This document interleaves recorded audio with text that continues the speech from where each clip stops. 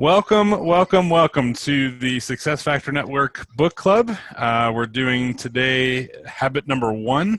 Actually going to break this up into 2 parts, guys. So for anybody that's connecting with us, watching this maybe on video or on recording instead of live, we are going to discuss the being proactive portion of our of the book here. And so I think you guys will get a good piece out of this. I think you guys will get a good set of information, but I'm going to break it into 2 parts. I think we're going to do like 30 minutes on here, and then we'll go 30 minutes on in part 2. So all right, so let's begin here. Oh, it looks like we had Angel pop on too, so hopefully she'll be able to pull her audio up as well. So for those of you here, let's see, we'll get some of the kinks worked out here. All right, guys, so what I was saying is here we're talking about being proactive and starting in here. So we have a couple of us here that are on here live, and so we are going to kind of discuss. So first and foremost, guys, this section, as we've covered in the last couple of weeks, talked about, just character and about the changes in character and how that's really important. This section, guys, I don't know, man, this was intense because talking about being proactive and, just personal I guess your personal paradigm or that, the paradigm that we look at, and a lot of content in here, man, just from stimulus to response, being, reactive language to proactive language. So there's a ton of stuff that is listed in here in this section. So like before, like always, love to hear you guys' feedback on this. And so Victor and Drew, just first thoughts on this. What do you guys think?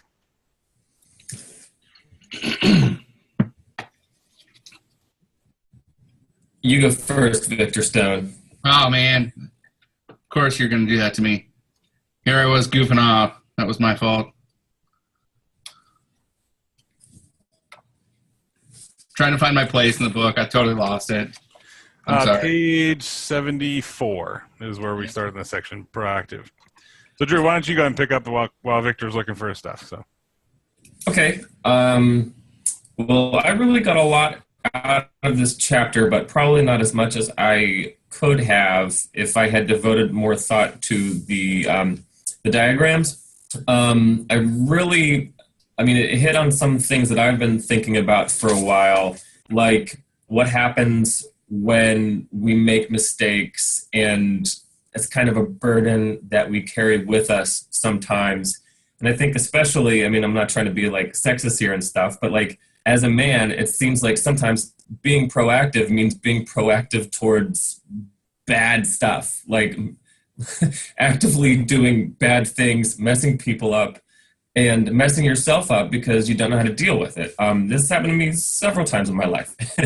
And I think it was good to read about that particular problem and also read about just like taking responsibility for that problem when you make that mistake. So I think like that's given me a lot of thoughts to think about, and I really liked the 30-day challenge at the end too, which I think will be a good metric for keeping myself accountable to that. And this is a good group for that too, because we can all keep ourselves accountable to that. For that. Good thoughts. Thank you so much on that, Chris. Oh, hey, am I here? Yes, you're good. Okay, all right. So what I liked about this chapter is it's very introspective. It's all about how you respond to outside forces around you and whether or not you allow those outside forces to dictate your feelings or how you respond to situations or not. That's pretty much essentially what the whole chapter was about. And it's right on. I would say a responsible person, and some of it, the whole crux of this, I would say, really comes down to like personal responsibility. Do you take ownership of what you can change and what you can change around you, or do you blame other outside influences or other people for the way that your life has become? I think the terminology was kind of throwing me a little bit with reactive and proactive. I get it, but I would almost rather replace proactive with just responsibility. Is kind of how I was reading this whole entire thing. And it's when we decide to take ownership of what we can control and what we can adjust. You mean like, how do I say this bluntly? Life becomes controllable, you know what I mean, to a degree, because like the whole reactive language versus proactive language. Let's go to that area. You know, I've known so many people in my life that will say, like, if I only had this, then I could be successful, or if I can only do this, then I could be successful. When in reality, we all have the ability to become successful. It's just whether or not we do anything with it. You mean, like, that's kind of how I viewed this entire chapter. Yeah, that's really good. And, you know, I thought that, you know, coming in, obviously, I love how Covey starts with just talking about, you know, the stimulus versus response, and how it's, as a man, as a human, not as man, but just as a human being, we are elevated above everything else. Like the animals in the animal kingdom, they are very reactive with their response to things that happen to them. So a deer jumps out, they get scared, boom, they go back, right? For us, we have the decision to even think about our thoughts, which is kind of tremendous to me, like when he was talking about that. And, you know, the whole thing, as Chris, as you mentioned, Drew, as you mentioned too, like the whole part of this whole thing about being proactive, this theme, this habit, is no excuses, period. Yep.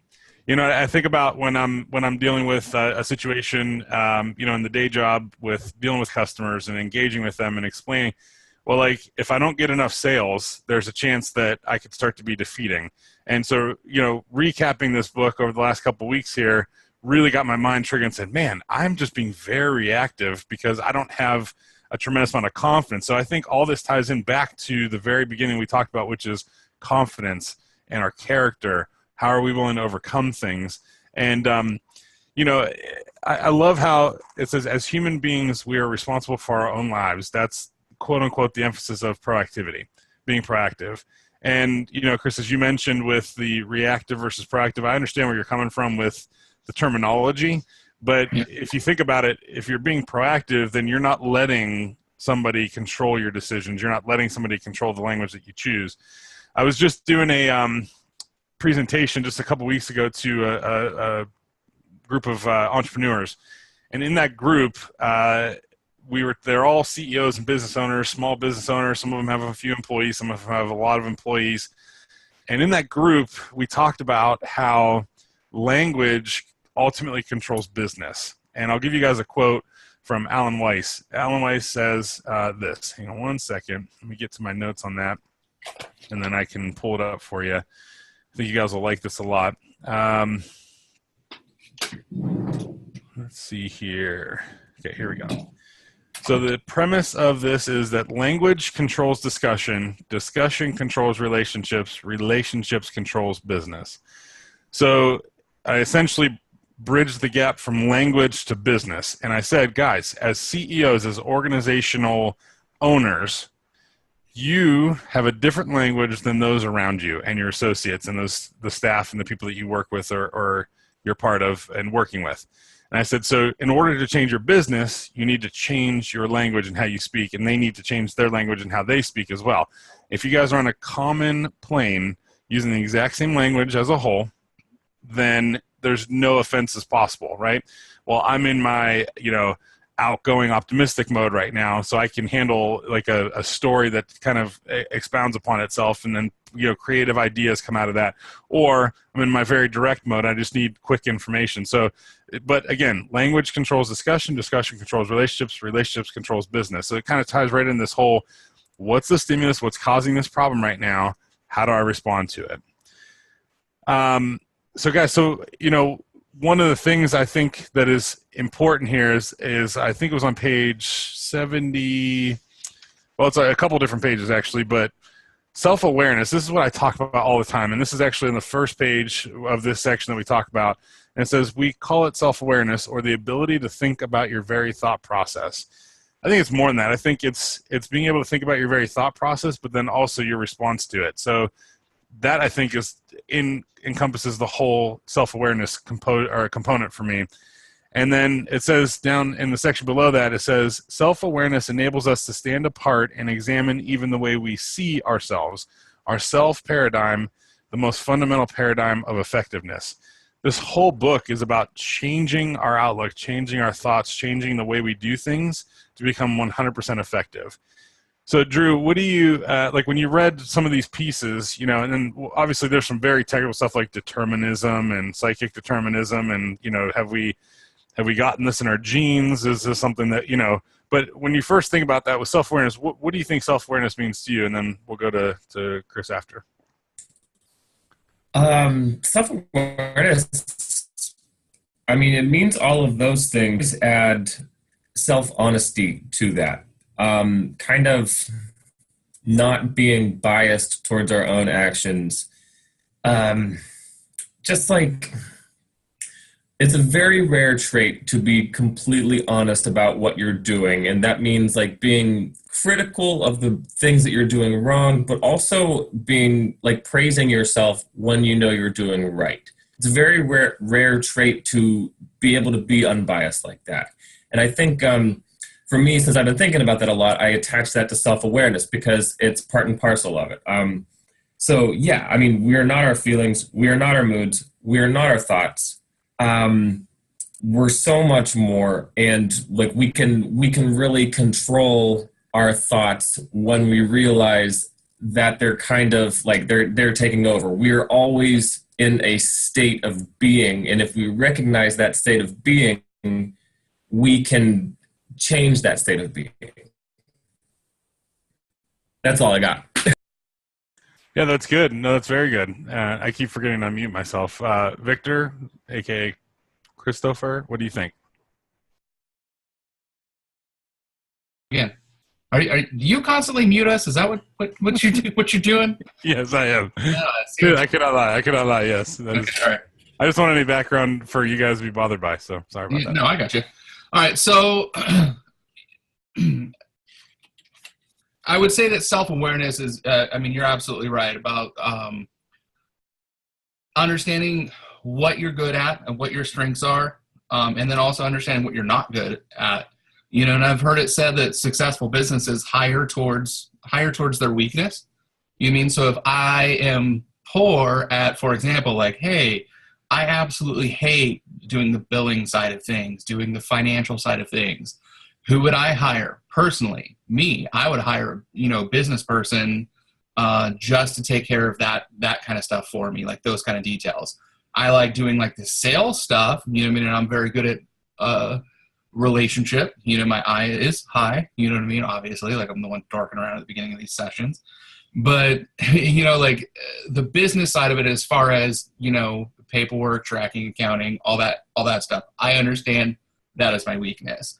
So from self-awareness, from that perspective, you know what I mean? Like, I'm not blaming that I'm bad at those things, but I understand we all can't be masters of everything as well.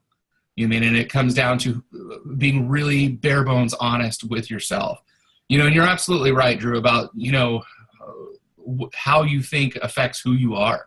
You know, and it's very true. You know, there's always that battle of the mind going, like we all have it, you know what I mean, where there's something deep inside of us that says, hey, you're not good enough, you're not going to amount to it, that we're always trying to overcome. But the truth is, like, those are just thoughts.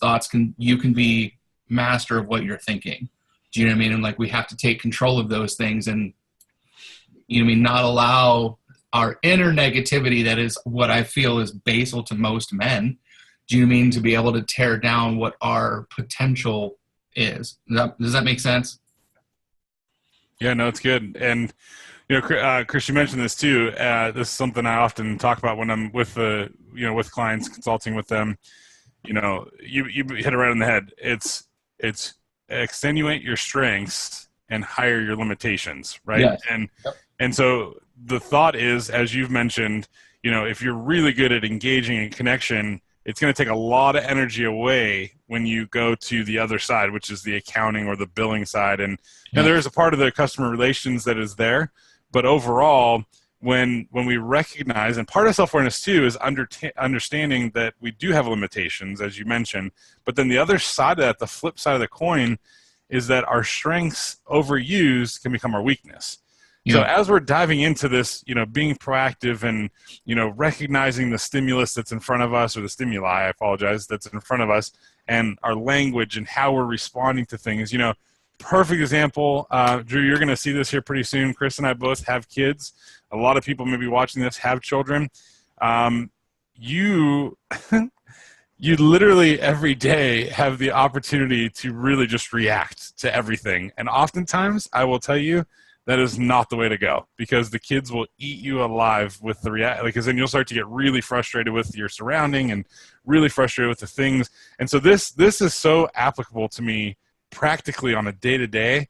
Is why I love this book, because like just this section, I'll probably sit in this, and then after we go through the book, I'll probably go back to this and just read the section again and again. And what I love is that he says, this is the foundation for the other 6 habits. You get this down pat, the other 6 habits become easier to bring in. And so, when we talk about strengths and limitations and over-exaggeration of those strengths, so to give you, for instance, if you're a strong personality type, and some people use birds that associate, so if you're that eagle type, or if you're the high D personality, then you're going to see that, direct, decisive, dominant sort of personality. Well, overused, that becomes controlling, right? Well, if you're a high I, or that engaging or that inspiring type, or the parrot in some of the trainings, then that I, the overused, you stop listening, and you start to the rejection, that fear becomes way more important. So language, this is so big, and understanding self-awareness. And that's why I love this section so much. So moving into the next section here, and again, guys, I don't want to get too deep into this, because we're going to do another section too. So we'll kind of, next week will be the other half of this, I think. So kind of moving into this. So we'll talk about language, we'll talk a little bit more, but this huge section here, deep, not huge, but deep section on determinism, or the social mirror. Chris, why don't you start with it, talking about, I'll just kind of lay the foundation here. 3 types of determinism: genetic determinism, where it's in your DNA; psychic determinism, in your upbringing; or environmental determinism, which is something or someone in your environment is doing it to you. So, as you know, from my training, from my connection to the consulting world, the way we communicate is 99% environmental, right? So whatever we're dealing with in that environment, the stresses that come after us really determine our communication, how we're going to be communicating with that, okay? So what are your thoughts with this? Where do you think, because he makes a good point for all pieces of this, but I think we know where he lays it out. But go ahead, what are your thoughts on that? Yeah, the whole, this part, frankly, I really struggled with, maybe it's just because I tend to be somewhat of a positive thinking person, you know what I mean? But I've always, the genetic determinism, I'm Irish, therefore I'm an alcoholic. I just call bull crap on that line of thinking. Do you know what I mean? And the same thing with psychic determinism. I beat my wife because I was beat as a kid. You know what I mean? I'm sorry. To me, this is nothing but stinking thinking. This is an area where I understand some people are tripped up on this, but it's hard for me to personally, this whole section was very kind of difficult for me to relate to be very frank. Because I don't typically tend to blame outside sources. If I don't have success in my life, hey, guess what? It's probably because I'm watching Netflix. You know what I'm saying? And I'm not actually busting my ass like I should be. Right. I don't blame outside forces for that. Oh, the economy's down. A lot of people prosper when the economy's down. Do you know what I mean? Where's your hustle? Do you know what I'm saying? I've never been one to blame outside stimulus on that. And in fact, one of the areas that I underline, page 78, look at the word responsibility. It's your response ability, the ability to choose how you respond. Yeah. And I've always kind of, yeah. That's good. I hate to say it, but this section in particular was not a challenge for me. You know what I mean? I've never understood and it's probably because the way that I was raised. You know what I mean? My mom tended to blame outside sources for life's inadequacies. How do I say So it? it actually the potential psychic determinism you said, nope, I'm not doing that. Right. And it oftentimes happens that way. Growing up in a family, my parents got divorced when I was really young. I was 9 years old, and I saw what that did to myself, to my sisters, to my family. And knowing that every single person on my mom's side, all of the siblings have all been divorced at least once. And I said, you know what?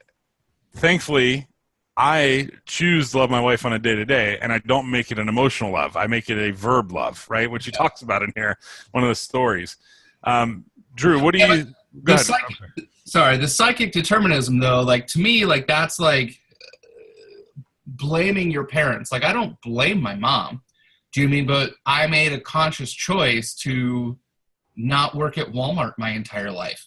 You know what I'm saying? Because she literally died as a Walmart cashier. You mean? And like, she really didn't have a lot of drive or motivation to do much beyond that. And all right, did that motivate me? Yeah, but I wouldn't say that the way that this book outlines psychic determinism is, that's how your parents raised you, or that's what your parents said to you, your upbringing, your childhood experiences, like creates like. And like, honestly, like, I kind of feel like sometimes creates the exact opposite, just like what you said. So. Yeah. Drew, what are your thoughts? I mean, I kind of agree with what both of you are saying about determinism. I didn't really give too much thought to this part of the book, mostly because anytime I see the word genetic, I'm like, oh, it's science, gross. But I do think that all of these things, they don't determine what we are, but they can inform what we become. Joshua, you were talking about environmental determinism, like just your upbringing kind of gives you a basis for your interactions with people. And Chris, you were talking about like psychic determinism. I'll just go back to Joshua. For instance, like you were talking about your dad and your mom divorcing when you were 9. Mm-hmm. That affected you deeply. And basically it was like, you were like, I am not going to make that kind of choice with my life. I am going to choose to love my wife through thick and thin, Right. But that attitude might not have been in you if that situation had not happened to you. So like, it informed you, but it didn't determine what you were. That's very good. Yeah. And I think he's obviously leading us down the path of, someone or something, because all three of these, he's are like our traditional or our immediate response to the stimulus, right? And so he's saying that all three of these equally are in themselves have their own limitations, right? Well, it's in my right. They're all excuses, all pieces of that. And so what he's saying is he's actually making a case for the reverse, which is the reactive language versus the proactive language, I think, which is interesting because it really makes you think like, well, no, the environment. But in what I do with communication, with connection, with team compatibility, it's really key to understand how the other person's communicating with you. Because if you don't communicate with the other person how they want to be communicated with, you're off. You're losing them, right? And so if somebody is really high detail-oriented person and all I'm doing is there's a point where they just shut off. They just can't get it, right? And they can't process anymore. Or you just get to the annoying factor, and that just really bothers them. And so that stimulus, well, if I take that personally, I could get rejected, right? And then that rejection then becomes my response instead of being proactive. Say, listen, I'm just going to bring the facts. I'm just going to, but me being self-aware and mature in my self-awareness, I now know that, hey, you're not going to always communicate the way that I do. So my first instinct is now that I'm aware, is to determine how you want to be communicated with. And I think what's interesting is in marriage, in friendships, Chris and I, we've been friends since I was 12. Drew, you knew me way longer than that, back when we were 6 years old. But Chris, you knew me through my teenage years and how I tend to, at that time, take everything personally. And it was draining. And looking back, no comments. This is a safe place. Hey. I'm way more self-aware, mature, and I'm a dad now, so I got to deal with the other side. But at that time, I recognized looking back that, man, I was really struggling with just the effects around me. And so I was very reactive instead of being very proactive. Do you know how many times you said, I'm sorry? It's been a lot. I know it's been a lot.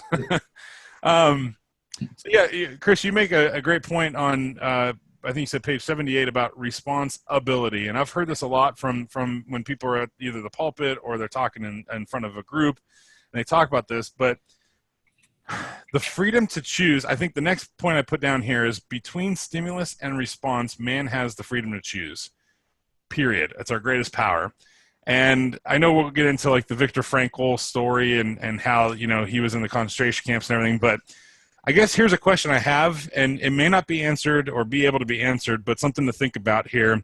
And we'll get another maybe 6-7 minutes, and we'll close up for today, and then we'll do another half hour next week, or we'll kind of just play it by ear, see how this goes. But with responsibility, Chris, you mentioned this, how your ability to respond to a situation instead of being, you know, reactive is key. That's in marriage and everything we do. But how do we flip the switch from being reactive to being proactive?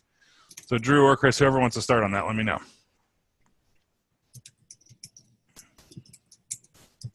Chris, I think you're typing, but... All right. Yes, I was. Okay. Yes, that's pretty intense. He typed over here, Viktor Frankl learned how to think in the concentration camps. Yeah. And which, there's a pun to that, I get it. But overall, dude, Drew, well, maybe we'll kick Chris out next week.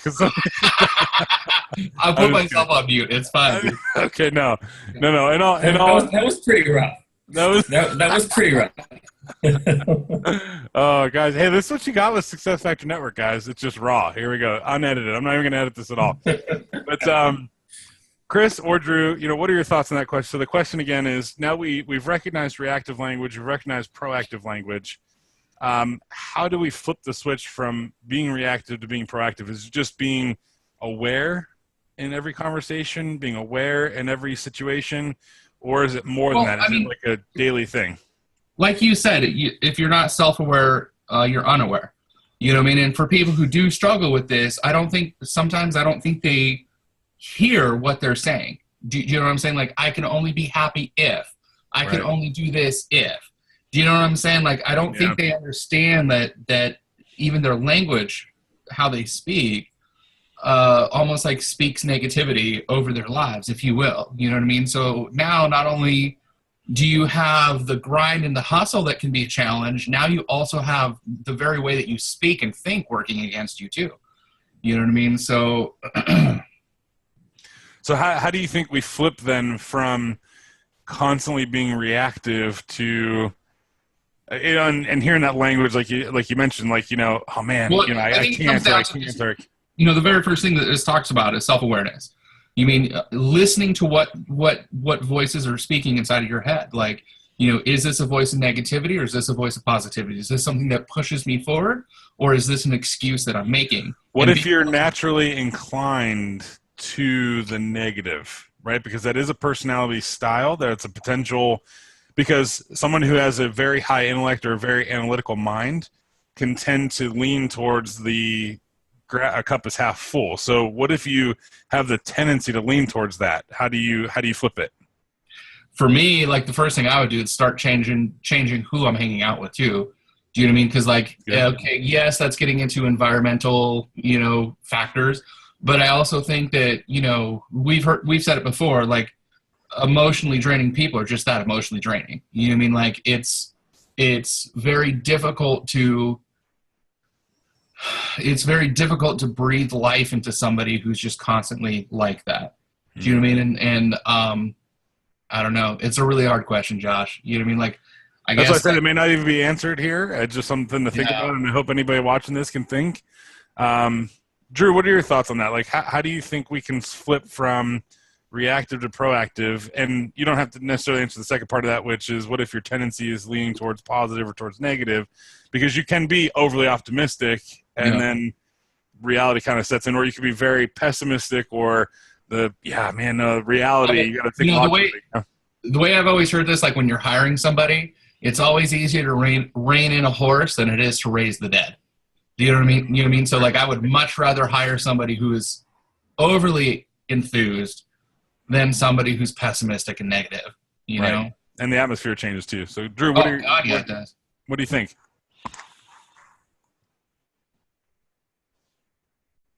You're muted, buddy. Son of a gun. Am I good now? Yeah, you're good. I'm just gonna not Don't mute mute it. It's myself fine. anymore, and Unless your cat's yelling at us, then I'm you're gonna good. trust myself to not interrupt people. Okay.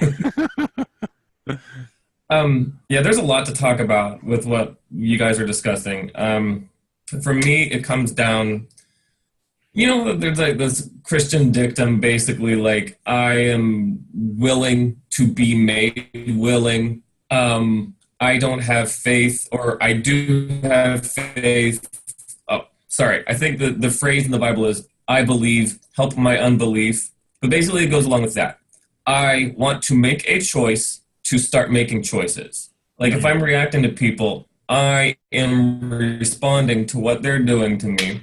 But if I'm being proactive, I am causing them to respond to me. And not that I want to affect them in a bad way, but I guess I really liked what they said about taking initiative. It doesn't mean being pushy, obnoxious, or aggressive. It just means recognizing our responsibility to make things happen. As people, as humans with agency, we have that responsibility to not be passive creatures. We should be active, and we should be active working towards good.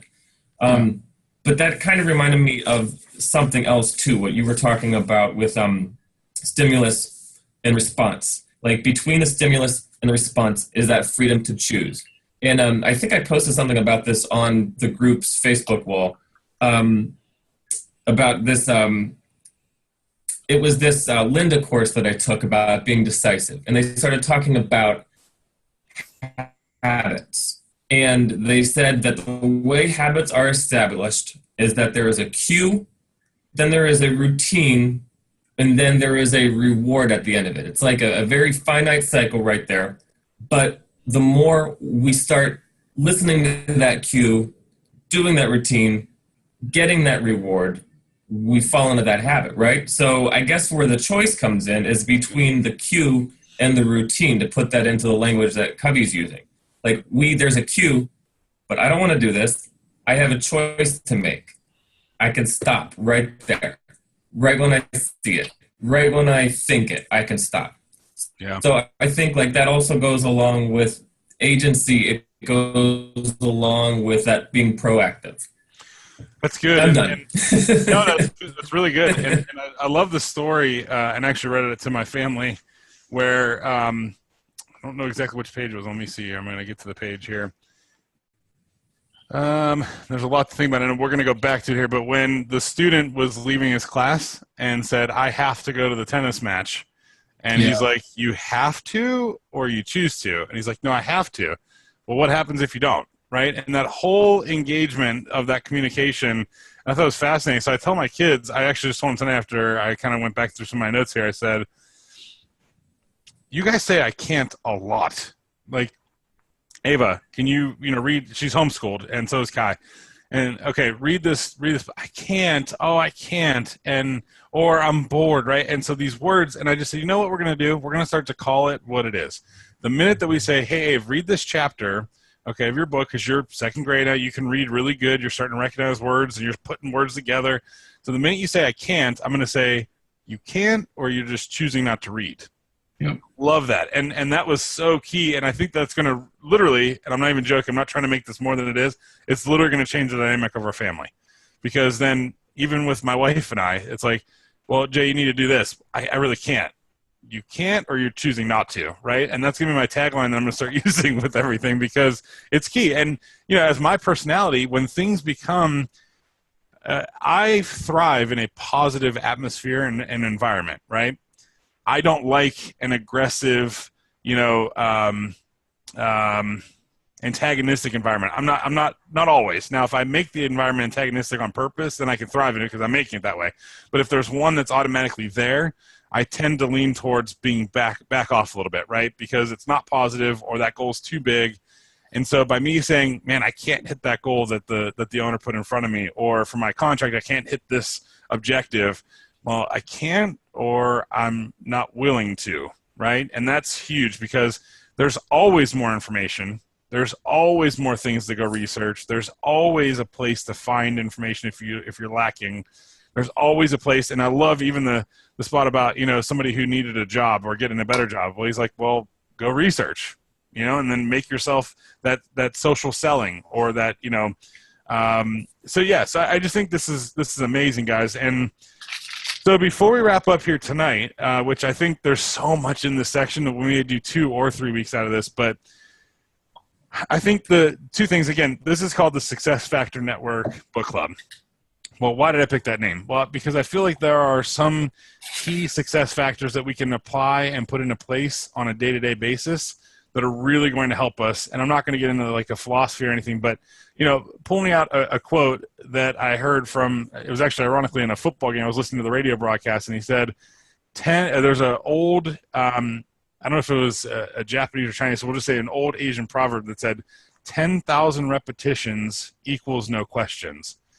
So if we constantly are thinking about and playing in our mind, repeating and being repetitive with proactive language, at some point, we're not going to have reactive language anymore, right? And it's not out of the question. And so I feel like this one key piece about being proactive, this one habit, if we can get this down, which is why I'm okay with taking a couple weeks on this, and just really kind of reading back through this section again for next week, and just kind of pulling out some of the nuggets and just thinking about them this week, as if you're doing your devotions, if you're doing your thought process, whatever you're doing. But like, just think about that 10,000 repetitions equals no questions. Like, that alone is something to think about, where like at your job, you become a master because you do it so much, right? You do so many repetitions of it, the same sales cycle, the same editorial process, the same marketing pitch, the same, network marketing pitch, the same communication strategy, the same connection, or the same words and verbiage that you use all the time. When it becomes ingrained in you, you can then become a master at it. So something to think about, guys, as our weeks come and our weeks go, and as the days come and go. I'm going to work this week a lot, and I give you my promise that I will challenge you guys as well to really, I'll just ask you guys randomly, have you guys been proactive this week or reactive, right? Because each of us, we talk, and each of us have had situations happen where things are a little bit frustrating and a little bit intense. And so I just, something to think about, guys. So kind of closing thoughts, what are your guys' thoughts on something maybe you guys are willing to work on? And even if you guys pull something out of the next section here, we can talk about it real quick. But so Chris or Drew, like, what are your guys' thoughts on something you guys are willing to do this week? I guess I'll go first, since I've been giving Chris all the opportunities to go first. Thank you. Thanks, Drew. You're so kind. One of the things that I've been noticing myself slip in lately at work is kind of getting into like talking a little bad about people, which I don't like to do. It was an old habit that I had, and I successfully stopped it for a long time, but now it's kind of been creeping back in. And I had this scare yesterday when we were talking about somebody in another department, and I said they were obviously pulling a power play or something like that, except I wrote it in an email, and my grasp of technology is not so great. And I had about 5 seconds where I thought I sent an email to the lady that I was talking about. Oh, no. I had like a panic attack, like the blood rising in my head. I was like, oh no. Luckily, it wasn't a disaster, but it was a gut check right there for me. It was like, this is something I have to cut out. Like, nip it in the bud before it gets out of hand. Yeah, absolutely. That's awesome. Chris, what are your thoughts for this week, man? I would say for me, just taking just the ownership and accountability of things. You know what I mean? Like, I got to a point where at my job, like, oh God, I was very, very overwhelmed with a whole bunch of things going on all at once.